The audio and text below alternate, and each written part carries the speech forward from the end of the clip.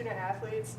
I think it's been fun, like really fun to do my research at Goshen because being new here, I got to really interact with a lot of the different student athletes. Not when they were hurt so much, but when I was just doing research, so it was cool to build up some of those relationships and just get to know people. From the residency, I think the coaches have seen like a difference in my practice, where when they used to just walk into my athletic training room, it was just an athletic training room and then I was the athletic trainer. But really now I feel like I'm a health practitioner and have kind of the data to prove that.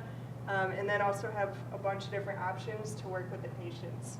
So I think that they've like seen a difference, but pleasing coaches is always hard to do. So you're always going to have some that are a little bit feisty with you.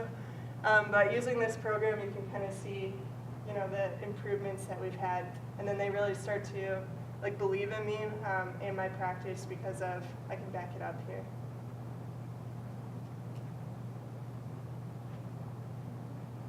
Good.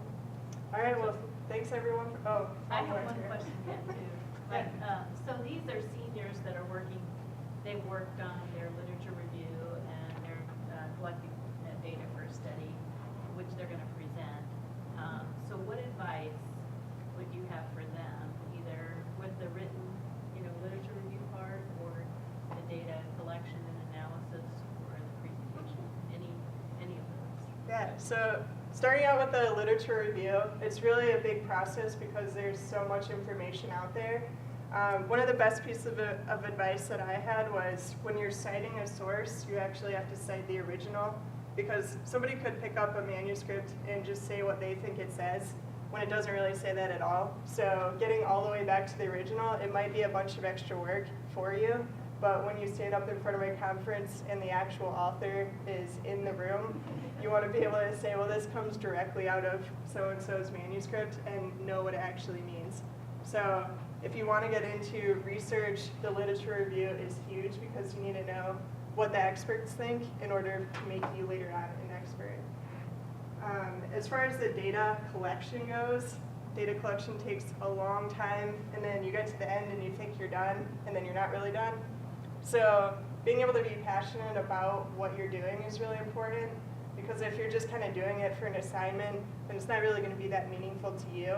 And most of the time the professors don't really care about it if you're not passionate about it. So being able to share why it matters to you, even if it's just something as simple as a hamstring strain, like why would that matter to the general population? So being able to like stand up in front of people and kind of explain where you're coming from, your opinions on it, and then just really be confident in why it's important.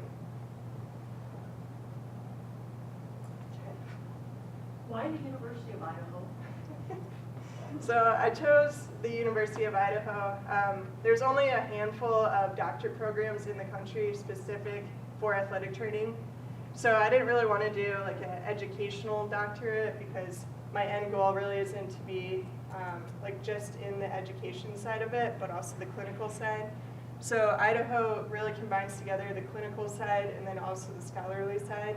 And they let us do these residencies like in our jobs. So my residency was here like while I'm working at the same time, which was really helpful because a lot of doctorate programs you have to quit your job and just go like be immersed in the doctorate school. But here I can kind of do both, which was really important for me because I'm doing this, to improve like my clinical setting. So that was the main reason why Idaho. All right, well, thank you. Thanks.